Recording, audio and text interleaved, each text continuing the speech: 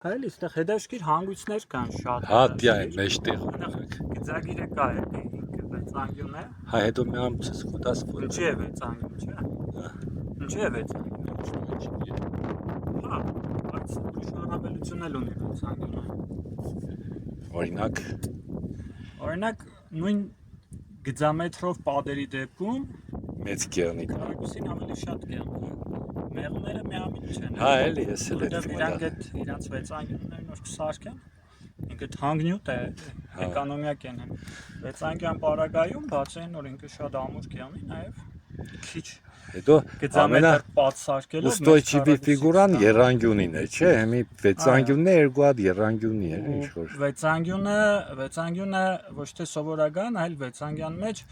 հավասարակողմ երանգյունիներ են, այսինքն ամեն մի անգյունը կազմված է հավասարակողմ երանգյուններից, այսինքն այս մեր վերևի 6 կապերն որ կան,